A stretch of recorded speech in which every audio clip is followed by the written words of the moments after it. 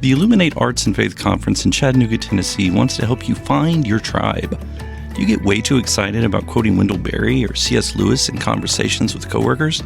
Does your Spotify playlist include hymns, a little jazz, and a whole lot of Andrew Peterson? Join your tribe at Illuminate March 31 and April 1 for education and inspiration from speakers Russ Ramsey, Douglas McKelvey, John Hendricks, and others. Find a complete list of session topics and ticket information at southern.edu/illuminate. In 2024, I set out to meet as many poets as I could and spend an hour with each one. I got more than I bargained for, more insight, more clarity, more hope. It's proved to be one of the richest highlights of my life.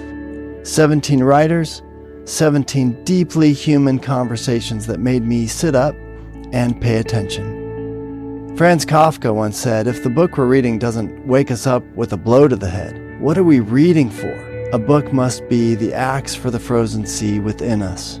And that's what I hope this new book will do. I hope it wakes us up, my friends. I hope these conversations will be the catalyst for something to be reawakened, re-enchanted, and reinvigorated. It's called An Axe for the Frozen Sea, Conversations with Poets About What Matters Most. I'm Ben Palpin, and I hope you'll come and listen in as I spend a little time with poets like Lucy Shaw, Malcolm Guite, Dana Gioia, and Lee Young Lee. Pull up a chair at the table as we dig into what it means to write well and to live well. An Axe for the Frozen Sea is now available from Rabbit Room Press. Visit the store at rabbitroom.com, or better yet, ask about it at your favorite bookseller.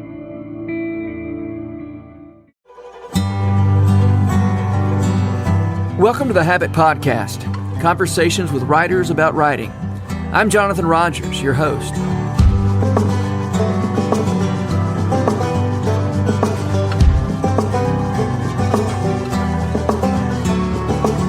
Holley is a songwriter in Los Angeles, but she's originally from Mississippi, and you can hear Mississippi in the southern traditions of storytelling in her songs. Those songs are literary, playful, meditative, and earthy, kind of like the conversation you're about to hear. Claire Holley, thank you so much for being on the Habit Podcast with me. Glad to be here. I know you are originally from Mississippi, but you've been in Los Angeles, California for a while now, right? A while, since November of 2003. But you still don't have your own reality show, is that right? No, I feel like I'm in one right now. Yeah, right. No kidding. So you and I met because we co-taught a creative writing course at New College Franklin. Yes. You taught the songwriting portion of things. And I was just amazed at your ability, or somebody's ability. It was either yours or the students, but I was amazed at the songs the students wrote, people who had never even thought about writing a song before, that you were able to help them do some interesting things and write some really good songs, actually. Oh, I some of the songs that came out of New College Franklin, both in 2017 and 2019, were just stunningly good. And a lot of it, I think, is just when you pair up people together. I mean, I won't lie. Maybe my favorite thing about the class is getting to pair up people. And I think groups of three it's usually 3 or 4 can be really good. Sometimes 2 can be maybe, of course, you and I were paired up as 2, but for people who are starting out, maybe 3 is kind of a nice number because somebody's going to have a good idea. Yeah, right. Yeah. But yeah, I get just as surprised and excited as they do, because it's all kind of new for me too. And honestly, at that point, teaching was pretty new. I think I told you that was not something I had envisioned at all doing. I thought, my dad's a teacher, but not me. So that was it was a confidence booster just to get other people excited about writing and taking away some of the, you have to be, a Mozart, or you have to be a Bob Dylan, or, you just do it. Yeah. You try it. Is your songwriting, do you usually collaborate, or do you usually write on your own? Usually I write on my own, but since I've been out here, I have for sure co-written more than than before. And I think I attribute part of that to just this is a town where groups of people make movies, and people are used to working in groups on things. So I've enjoyed the collaborating a lot. Yeah. LA is, of course, you've never lived and worked in Nashville, I don't guess. No, I almost moved there one time and then did not. But no, I haven't. I've wondered how being a songwriter in LA is different from being a songwriter in Nashville. No, my guess is that there's a lot of the same issues for everybody in terms of people want to get their songs in TV shows. People want to get their songs in movies. People also just want to write good songs. And my guess is that in Los Angeles, people are talking about movies and TV shows. And in Nashville, my guess is they're talking more about songs and did you get a song cut by so-and-so. And a lot of folks have moved from Los Angeles to Austin and Nashville. I think in some ways, probably the live music scene there is a little more friendly to Americana and country and alt country than out here. But I think there's still a pretty strong scene for that out here. Well, so to return to songwriting, I know one thing you, when you were teaching songwriting to new college students, you had some exercises that you get them going on, especially, and some sort of object. What'd you call it? An object? Object writing exexercises. Yeah, I'm just interested in talking about that a minute. Yeah, sure. I've never. I loved it as a way of sort of getting people started who don't think of themselves as songwriters. And in this podcast, I'm always looking for ways to help people, jumpstart their creativity or whatever. So tell us about that exercise. I know that object writing is where you take an object, and I actually want to give a shout out to Rob Seals here. Rob Seals is a friend originally from Chattanooga, and he and I met when my husband was in grad school at UNCG.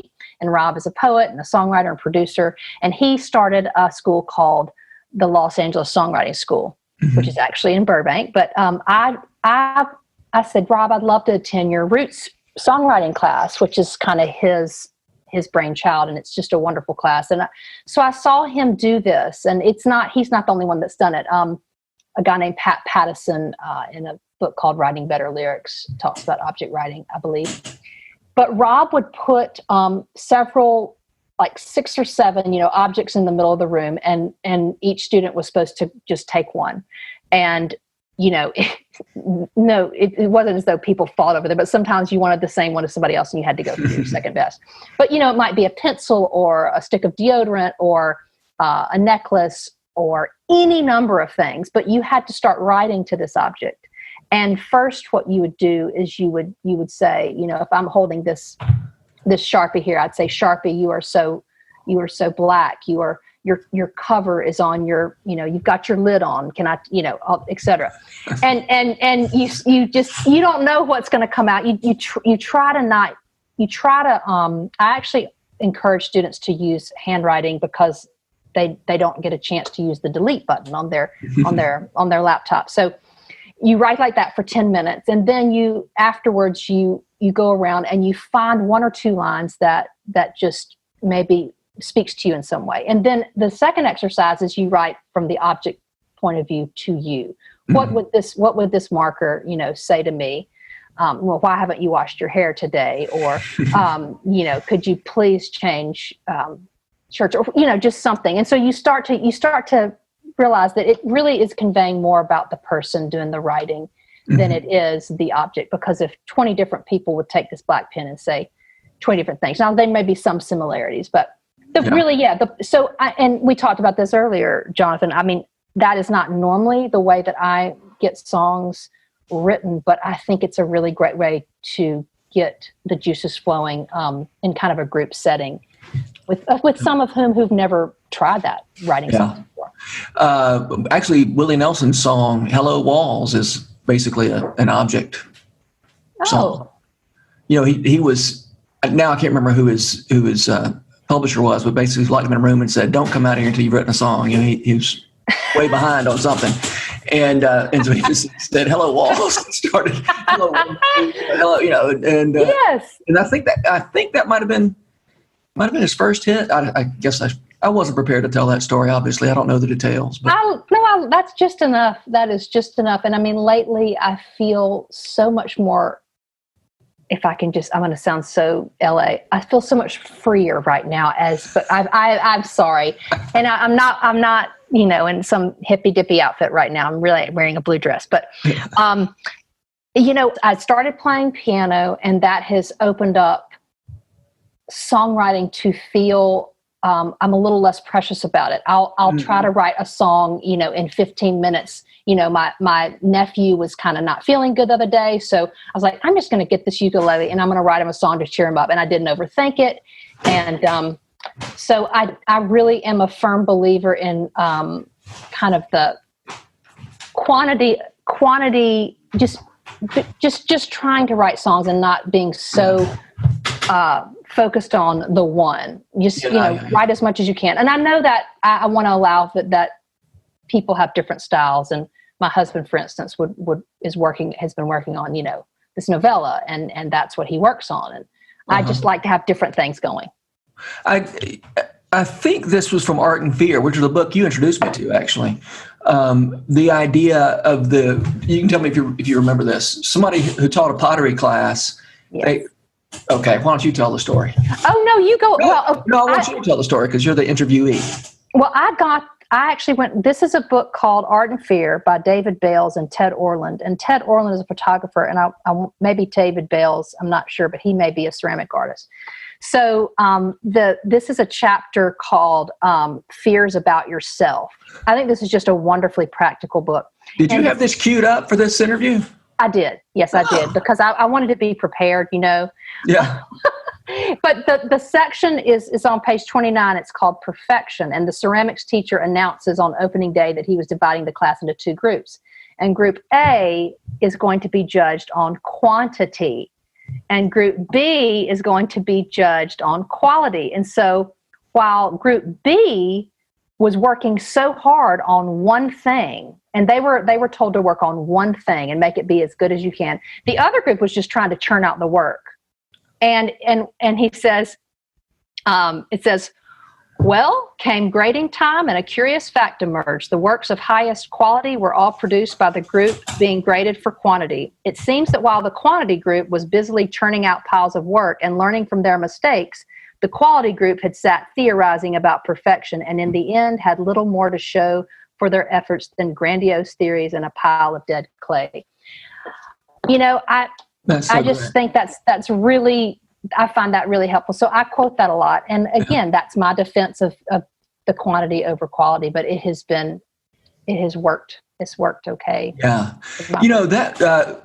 When you brought that book to class, I just wasn't ready for it. And I didn't really read it because I didn't feel like I was getting much out of it. And also I was the teacher, not a student, so I didn't have to read it. But I came back to it this year, and man, it just hit the spot. What a great book. Oh, good. It's a timing thing. And I realize that not everybody will be at the right time, but maybe it's something they'll come back to.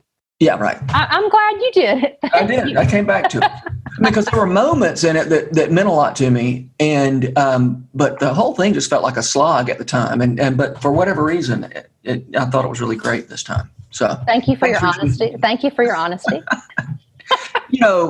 Claire, a podcast like this doesn't work unless you're willing to tell the hard truth. Which brings me to some things I wanted to tell about you. No, not really. Your book choices are slogs, baby. So you said the little object exercise is not something you really use yourself in your own songwriting. What do you tell me about how you make songs happen? I would say most of the time I'll be playing something on the guitar or on the piano, or a melody comes to mind, but it's usually an instrument first, and I kind of hear this chord progression, and then maybe a melody kind of comes to mind, and I try to see what the music is trying to say, if there's a story that needs to unfold there, and perhaps there'll be an idea floating around in my head. Oh, I want to kind of come back to that idea, and I'll So maybe jot something down that is related to that idea. But often I'll realize, no, that's not really the story that needs to be told. It's something else. And then maybe I'll have to leave it for a few days or a few months or even years and come back. I have found lately, it has been really nice to come back to songs that I started 3 or 4 years ago or even longer. And it's almost like having a co-writer in the room. That's interesting. I'm coming at the lyrics. I'm a little more objectively. I mean, it's what I wrote, but I now don't feel the need. I don't have to keep that verse. I can just take these 2 lines and build another song on it. So yeah, I love that insight that getting that time gap is like having a co-writer. I love it. Mm-hmm. But I do have to ask you about something, a phrase that sounds like it means something, but I don't know what it means. And that is when you say you're trying to figure out what the music is trying to say. I mean, that again, what does that mean for somebody? How can you explain that to somebody like me who doesn't?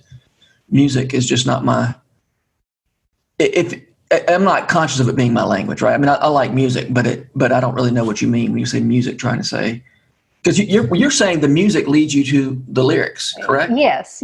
Okay. Well, let's reverse engineer for a second. So if you're watching a movie, and the character is thinking back on something, or maybe the character is just remembering his mom who died, and you see a flashback, what kind of music do you imagine for that?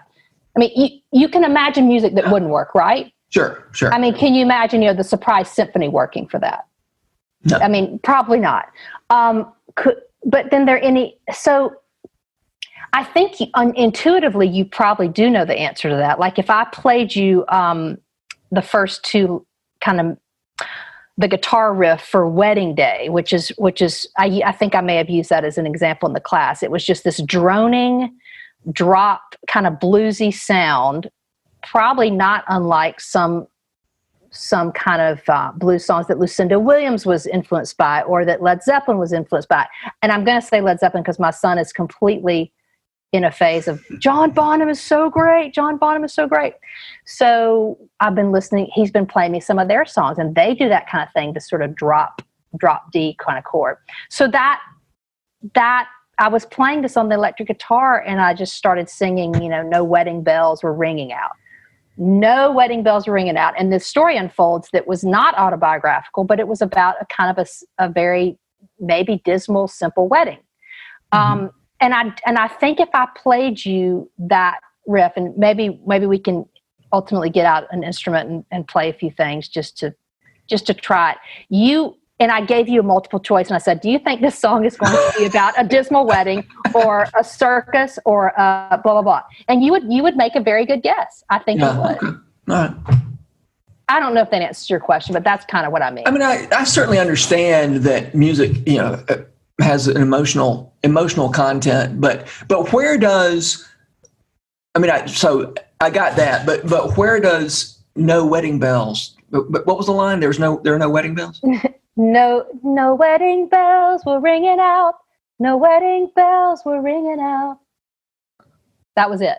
Okay. I don't, probably in the same way that when you come up with a line for a character, what the thing that comes out of the character's mouth, I can't explain why that came out. And it wasn't like it was just all given to me and I wrote it down where, I had to kind of pull out some of the other lyrics, but that is what came out and I went with it. Now, I could have thought the next day, I don't think this is really this. I don't know. I'm not going to trust this. I'm going to go with something else. But sometimes you just kind of get a gut feeling like, okay, I'm going to go down this road.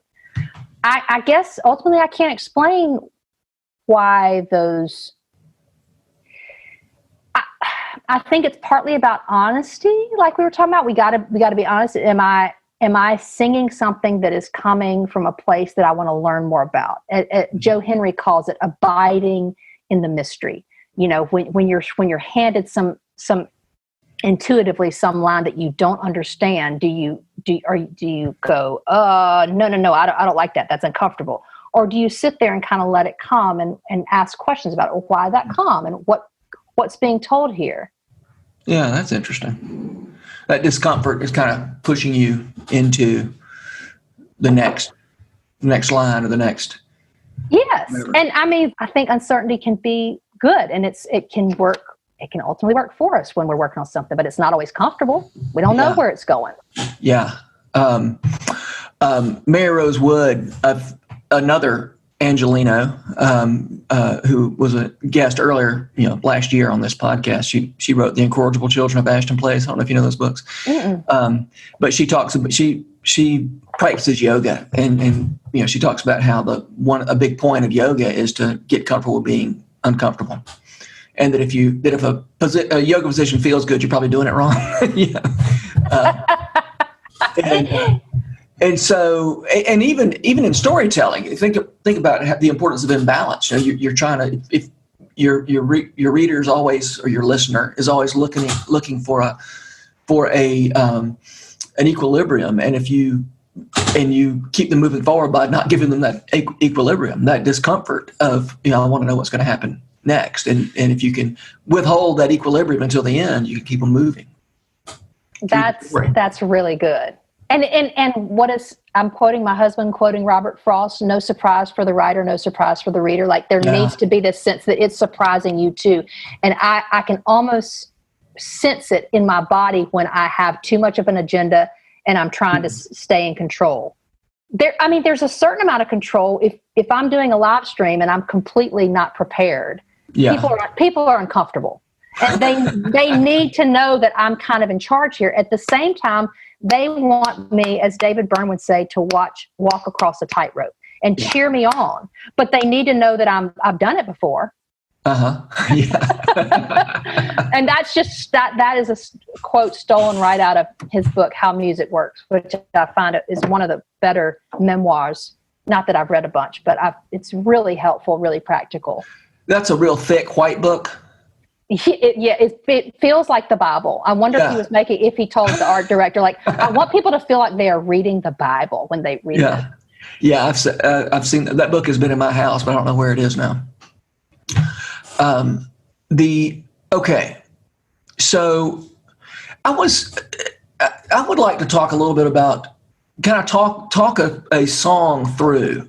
Again, I feel like I don't know much about how songs get written. Actually, everything I know about how songs get written, most of it came from you, from our class that we taught together.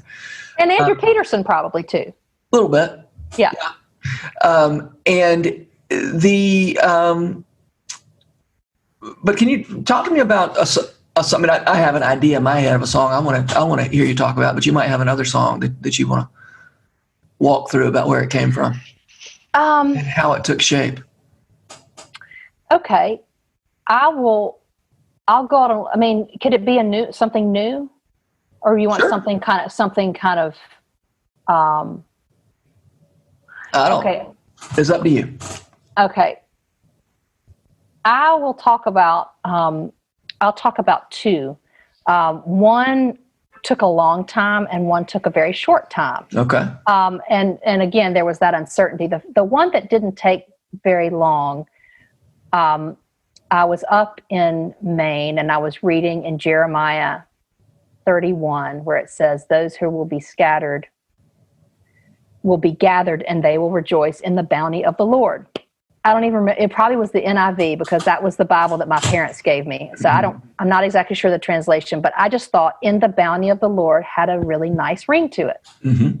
And so, I had my guitar there and I started writing things that, rejoicing in the bounty of the Lord, laughing, all these different verbs that would go within the bounty of the Lord. And I wrote a couple of verses. The first verse is I've wandered from my home. My lips are dry. My feet are worn. My eyes are blinded by the dust clouds on the road. And it actually really does sound like a pretty cliche thing. Mm-hmm.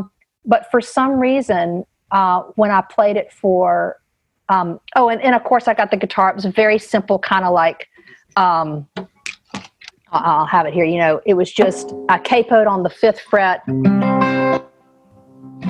Just kind of almost like a Carter family.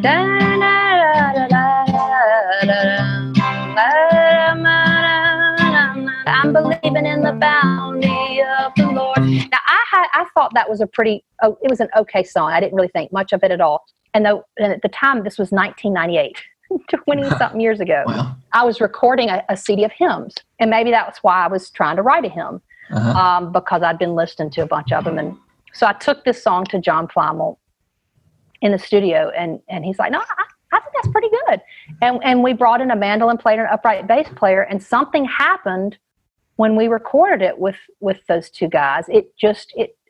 It had a nice little thing about it. And I can't explain that, because I'm telling you, in my mind, it was just kind of another song. The other one I was going to talk about was called Billy and Me, which was on a Wait, back up just a little bit. I'm sorry. No. Because I'm going to ask you about that. Yeah. You said this was a song that you couldn't hear when you played it for yourself. You couldn't hear that it was something special. Is that what you're saying? And that is exactly what I'm saying. And that sounds kind of presumptuous to decide what of your things are special. And that's a tricky thing. And I don't mean to play God here, but this is a song that people have connected with. Yeah, I love that song. It's people ask to hear it a lot. And why? I mean, I thought it was just kind of another song, but for whatever reason, it maybe had the right blend of kind of, there was some universal truths there. And then there was just kind of, I was just trying to respond to that line that I liked in Jeremiah. Mm-hmm. And I wasn't afraid to kind of get in touch with my country roots. Like, I think you really, I kind of got them. Yeah, well, I mean, that song sounds true to me, whatever that means, I love that song. But anyway. Oh, well, thank you. Good job writing that song. It was all Jeremiah. Well, that sounds like a song. It was all Jeremiah. Yeah. Okay. Good. I want to hear that one soon. Well, and actually, no, the other one is one I just was writing today. And again, as I said earlier, I've been playing piano. I've had a lot more time to play piano during quarantine. Now, I don't have a real one, but we're going to get an acoustic one from Mississippi and bring it back here probably next month. But so I've had this electric piano here, and I've been trying to write songs about my upbringing in Mississippi, like almost like if I was doing. I'm probably too young to write a memoir, but if I was doing a memoir in a CD form, what would those songs sound like? And so it's been really fun to write, because honestly, songwriting is not always fun. It is grueling, and you're doubting yourself a lot. But for whatever reason, writing about my childhood has been a fun thing. Maybe because there are so many memories there. So I started writing a song about my mom, who always took photographs. Mm-hmm. And because I've been going through all of her photos lately in these boxes, and I came across one of these 4 guys who were doing work on some carpentry work for them. And she was so she was just infamous for stopping people and taking their picture. Really? And the reason I say I took that for granted is I was reading in a Eudora Welty book of her photographs, and she gives the introduction. And I realized Eudora Welty and my mom were kind of doing the same thing. They were just taking pictures of ordinary people, but when Eudora does it, it's amazing. But when my mom does it, it's my mom. But I was able to actually look at these photos and appreciate her more. So I don't want to read the whole song for you, but the first verse just starts, I took you for granted and your eye behind the frame, a camera in hand for every wedding, every game, blah, blah, blah, blah. And then I go on and mention a little something about Eudora. And then the last verse, I talk about this photo of the four carpenter guys. I'm going to show it to you, Jonathan, right now. All right. Too bad y'all can't see this, but here they are. These are just these 4 guys, and where they got, dip in their mouth and all this. I couldn't figure out how to put that in the verse, but you'll just have to believe me that they do. But anyway, so it's just, I think a lot of it is just kind of going with where, whimsical, going with wherever your whimsies, is that a word, Dr. Rogers, take you. Yeah.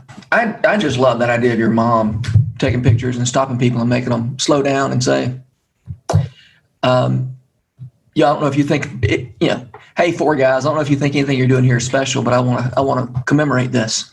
Exactly. Exactly. And when you commemorate things, you ennoble them, right? You recognize what's meaningful there. Well, see, that's a really good way to say it, and that's actually a kinder way to look at who my mom was. I just saw it as she was always in the negative way. She was always interrupting moments because she wanted to catch it. Yeah. And there's a price you pay. Are you entering the moment when you're taking those photos? But now I see it more. It's both. She's being an artist and she's capturing a moment. Is she still around? She is not. She's not. Okay. No. So she's not still taking pictures, or she may be in the new heavens and the new earth. Right. but she died June 3rd, 2013. Oh, okay. Yeah. And did you grow up in Jackson? Yes. And so did you run into Eudora Welty sometimes? I did one time at the Jitney 14, if y'all know the Jitney Jungle, the Jitney Jungle. I think people who don't live in Mississippi, I've heard about the Jitney Jungle, but I think you have to live in Mississippi to know about the Jitney Jungle. Okay. The Jitney Jungle is a grocery store chain, and the Jitney 14 was a particular Jitney in the chain that was on, Fortification and State Street, like something kind of near downtown. And I went in there for some reason, and my dad said, "Do you know who that is?"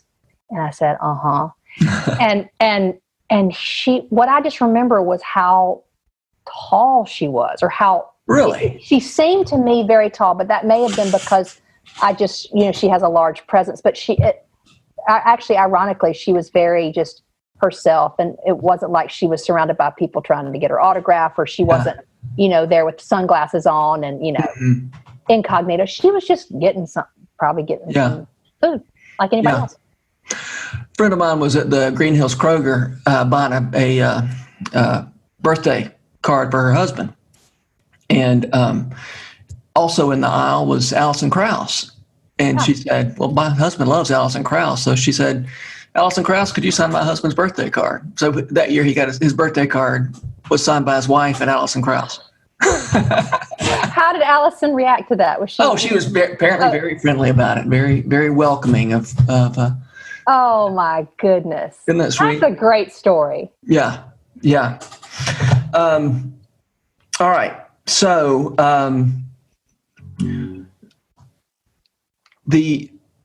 would you play a song? I just want to hear you brought your guitar. I want to hear you play a song.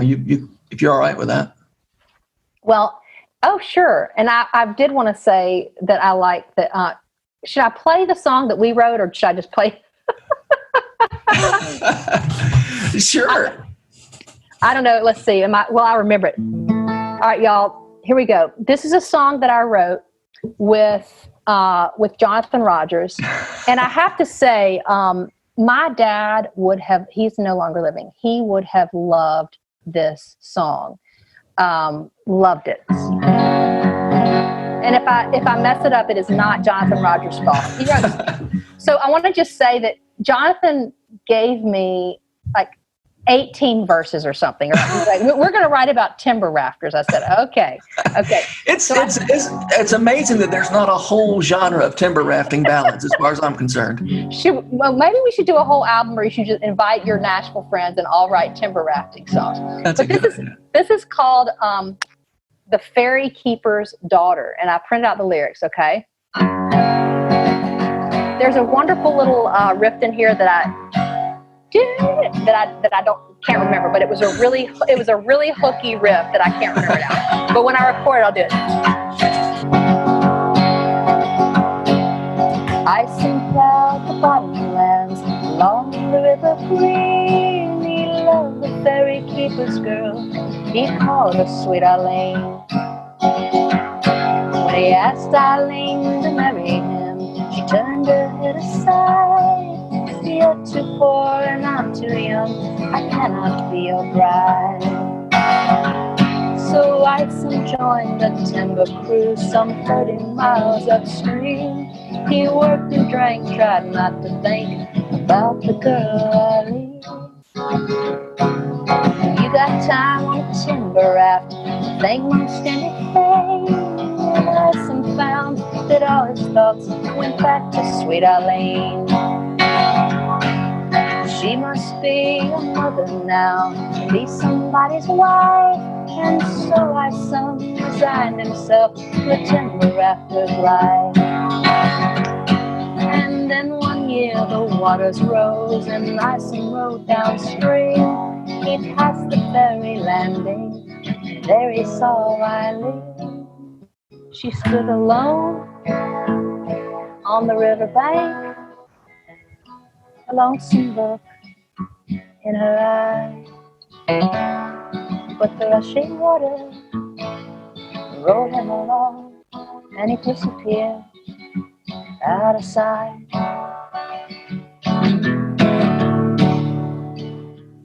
He thought about the past, the day she turned aside, but now he thinks he's seen a sign from that look in her eye.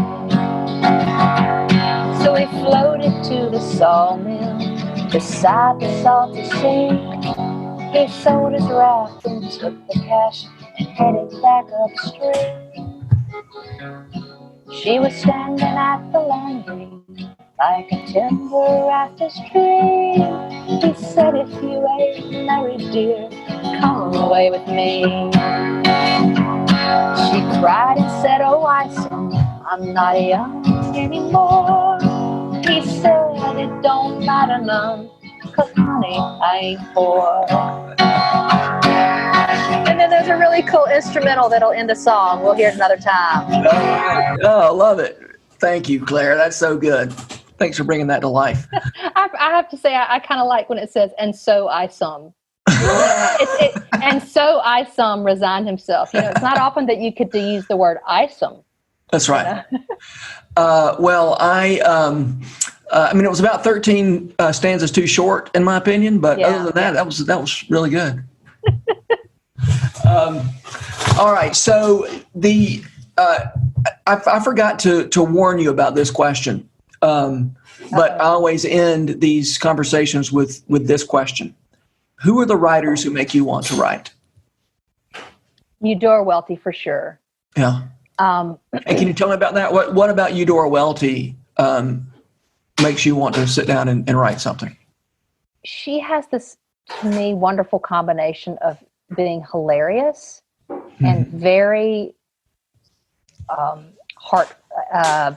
very serious in the sense of, like, she takes human emotion seriously. And a story like The Whistle, I wouldn't say that's a funny short story, but it's very, you feel for these characters. She has a way of writing that makes you, I think, feel for her characters deeply. And I have to say her book, One Writer's Beginnings, which of course started as a group of lectures. She doesn't really lecture, she just talks. But they started as a group of talks up at Harvard. And I highly recommend the CDs. They're just so entertaining. So I think she remained really humble throughout her life. I think she said I was awarded too much. If you go to the Welty house in Jackson, they found all her awards in her closet. And I'm not saying it means that every award you get, you need to go put in your closet. Maybe some of them you need to hang on your wall for encouragement. But she was just a very humble person and had a group of friends that she kept up with, regularly, and ate and drank with. And so she's one. I love Middlemarch, and I'm not saying I want to be George Eliot, but that book, wow. To write about characters in that way with so much, she was just brilliant. Those are two writers that come to mind. What about songwriters? Who are the songwriters that make you want to write? Paul Simon, the on the album Graceland, to me, one of the best lines. The Mississippi Delta was shining like a national guitar, because he's in an airplane. Because how else would you know he's so? I think I love Stevie Wonder's voice. Makes me really happy. Yeah. So his certain singers do that. Joni Mitchell, is one that I listen to a lot, and I still do. Lately, I listen to a lot of soundtracks, and I enjoy, hearing film scores. And I like the national. Really, you just like you listen to film scores just to Yes. To do what? Like as you go about your day, or do you sit down and listen to film scores? Well, it would probably be nice if I just sat there and gave them all my attention. But for instance, if I'm going through a lot of photographs of my moms and trying to throw away or save or put in categories, it's really nice to listen to instrumental music. Yeah. And you mentioned the National. You like the National? I do. And my son, we got Jack. This is the son who likes John Bonham so much. We got him a record player because, to be able to listen to music in your room without having a phone or a computer in there. So you have a record player, and he has really gotten into it. So he bought the National, the song with "I Need My Girl." It's such a sweet song. I need to link to your cover of that National song from The Warrior that you did in Lady Lodge. Yeah, Start a War. I love that song, and I love your version of it. Well, thank you. I liked hearing what you said about the movie. It was. Yeah, what a movie. All right, Claire, thank you for being here. It's always so much fun to talk to you. I hope we get to talk again soon. I hope so too. All right, see you later. The Rabbit Room has partnered with Lipscomb University to make this podcast possible. Lipscomb has graciously given us access to their recording studio in the Center for Entertainment and Arts building. We're so grateful for their sponsorship, their encouragement, and the good work they do in Nashville. Special shout out as well to Jess Ray for letting us use her song Too Good as part of this podcast. Visit jessraymusic.com to hear more of her beautiful songs. Habit Membership is a library of resources for writers by me, Jonathan Rogers. More importantly, The Habit is a hub of community where like-minded writers gather to discuss their work and give each other a little more courage. Find out more at thehabit.co. This podcast was produced by The Rabbit Room, where art nourishes community and community nourishes art. All our podcasts are made possible by the generous support of our members. To learn more about us, visit rabbitroom.com, and to become a member, rabbitroom.com/donate.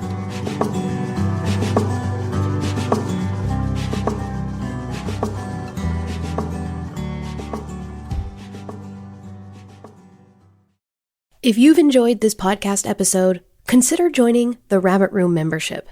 Your membership helps sustain this community, funding everything from publishing and podcasts and theater productions to events and programs that support artists who create with a Christ-centered vision. We'd love to have you on board. Learn more at rabbitroom.com/member.